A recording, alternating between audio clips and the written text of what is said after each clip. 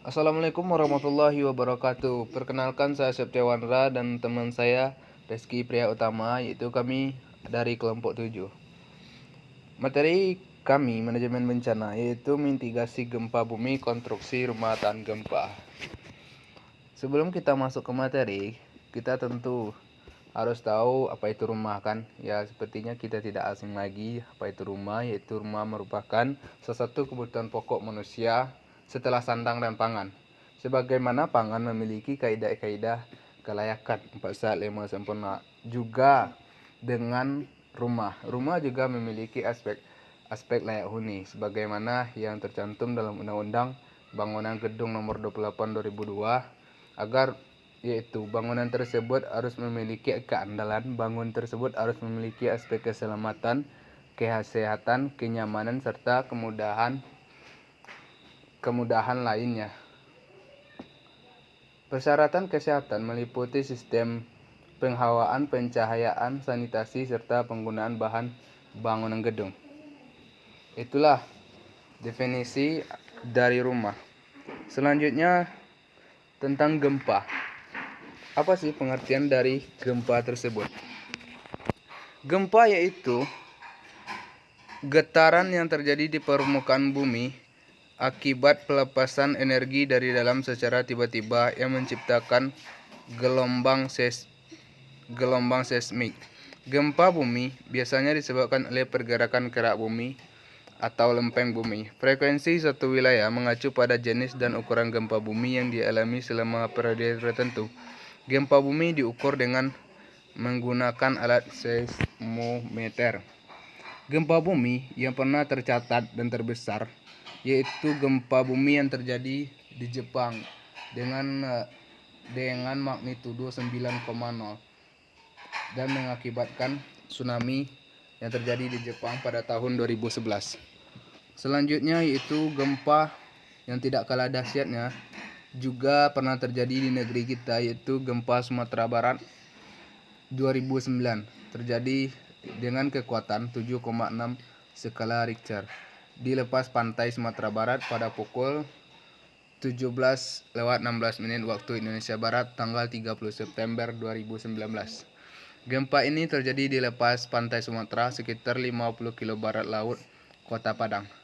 Gempa menyebabkan kerusakan parah di beberapa daerah di wilayah Sumbar, terutama yang berdekatan dengan Kota Padang seperti Padang Pariaman, Kota Padang Pas, Kabupaten Pesisir Selatan, Kota Bukit Tinggi, dan Kota Padang Panjang.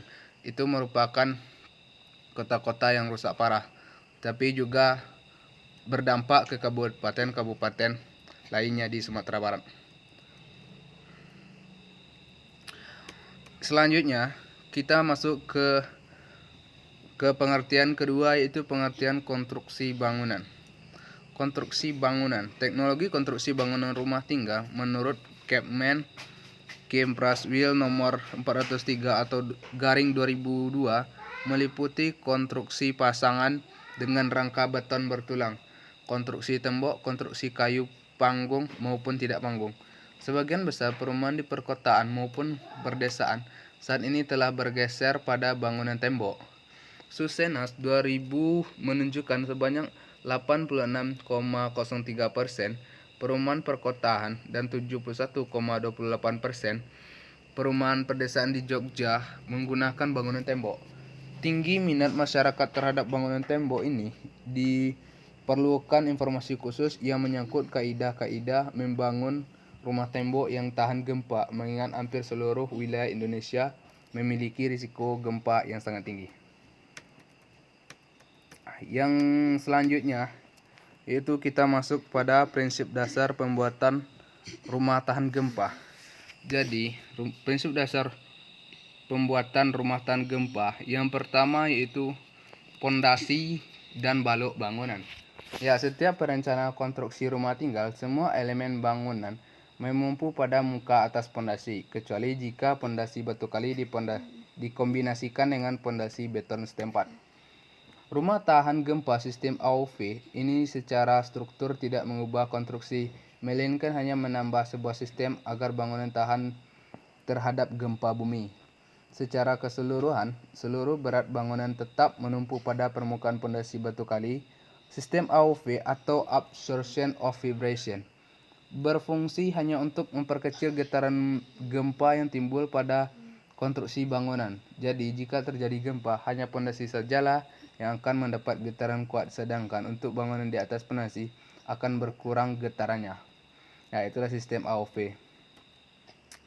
Jadi, yang pertama, proses pembuatan batu kali untuk kaki kolom atau untuk bangunan dengan luas tanah kurang lebih 6.000 meter persegi.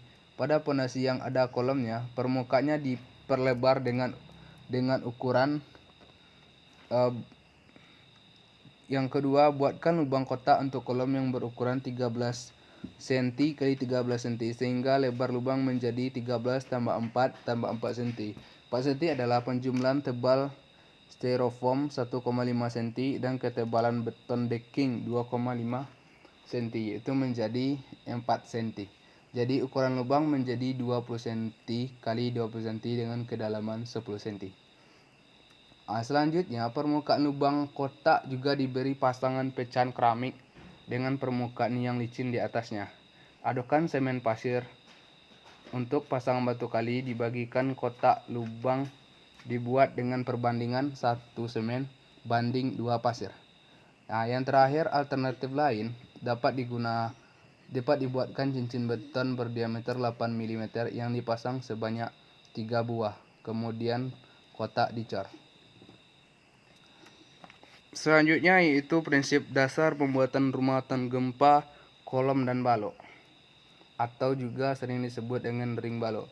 Pada setiap pertemuan antar besi kolom dengan besi ring balok harus diperhatikan adanya pejangkaran pada tiap ujung besi kolom dan ujung besi ring balok. Panjang penjangkaran yang disarankan adalah sepanjang 40 kali diameter besi yang dipakai. Misalnya besi yang dipakai adalah 8 mm, maka panjang penjangkarannya sebesar 40 mm kali 8 mm sama dengan menghasilkan 320 mm atau 32 cm. Penjangkaran pada sistem struktur sangat berperan penting untuk menahan getaran gempa pada sebuah bangunan. Panjang penjangkaran sangat berperan terhadap ketahanan bangunan pada waktu terjadi gempa. Selama ini, dalam membangun sebuah rumah, banyak pekerja mengabaikan persyaratan panjang penjangkaran besi. Akibatnya, ikatan antara besi kolom dengan besi balok tidak memenuhi persyaratan konstruksi. Itulah dari saya lanjutkan kepada Rizky Priya Utama. Baik, saya akan melanjutkan materi yang disampaikan oleh Wandra. Selanjutnya itu dinding bangunan. Dinding bangunan, pemasangan dinding dapat dilakukan oleh batu bata, bata celon atau hebal, bata kapur atau batako.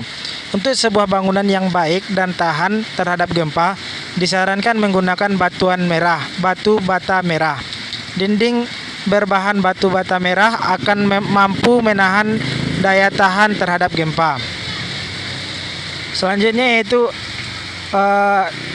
angkur dinding bata. Untuk pemasangan dinding bata diperlukan adanya angkur dinding.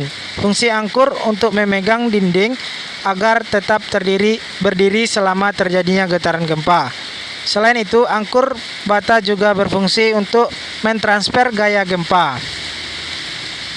Selanjutnya itu batas luas dinding.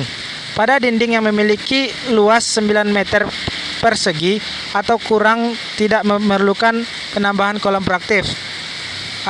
Namun jika melebihi 9 meter persegi harus dipasangi sebuah kolom penguat. Selanjutnya itu konstruksi atap bangunan. Yang pertama yaitu rangka atap. Bahan rangka atap ada beberapa jenis, diantaranya yang pertama yaitu rangka atap baja profil siku-siku atau WF, white plank. Yang kedua itu rangka atap baja ringan. Yang ketiga rangka atap beton. Yang terakhir yaitu rangka atap kayu. Selanjutnya gording. Dalam pemasangan gording yang perlu diperhatikan adalah bagian tepi dinding dibatasi kevling Bagian ini disebut sopi-sopi tepi. Sebenarnya adalah pengganti rangka atap atau kayu. Ada juga posisi sopi-sopi yang berada di tengah bangunan, disebut sopi-sopi tengah. Pemasangan gording dengan sistem seperti ini pada saat pemutaran untuk pengencangan mur pada angkur gording. Mur pada bagian ini tidak boleh dikencangkan beri spasi 1-2 mm. Sementara untuk pemasangan reng tidak memerlukan persaranan khusus, tetap dikerjakan sebagai pada umumnya. Bahan untuk penutup atap rumah ada beberapa jenis. Yang pertama itu bahan dari seng atau atap seng. Yang kedua itu atap asbes semen. Yang ketiga atap genting tanah bakar yang natural. Dan yang terakhir itu yang keempat itu bahan atap genting beton. Yang kelima itu bahan atap metal. Yang terakhir itu jenis-jenis atap. Yang pertama itu atap genteng tanah dan beton. Bahan penutup atap ini dari seng atau asbes, tidak banyak menimbulkan masalah jika terjadi gempa. Hal ini mengingat kedua bahan ini sangat ringan. Jika memakai bahan genteng tanah atau genteng beton, sebaiknya pemasangan pada reng harus diskrup. Jika terjadi gempa, bahan penutup atap ini masih tetap di posisinya masing-masing. Atap metal. Sesuai pengarahan pemasangan dari pabrik, atap metal dipasang memakai sebagai media pelekat pada reng. Jika tidak dipaku, bahan atap ini akan berterbangan saat angin datang. Akan tetapi, faktor ini sangat menguntungkan untuk bangunan tahan gempa. Berat keseluruhan atau massa bangunan akan berkurang. Jika terjadi gempa, rangka atap akan tetap kokoh pada posisinya dan dapat mengurangi resiko keruntuhan atap. Baiklah, sekianlah hasil presentasi dari kelompok kami. Jika ada salah kami mohon maaf, dan jika ada yang ingin bertanya dipersilakan. Assalamualaikum warahmatullahi wabarakatuh.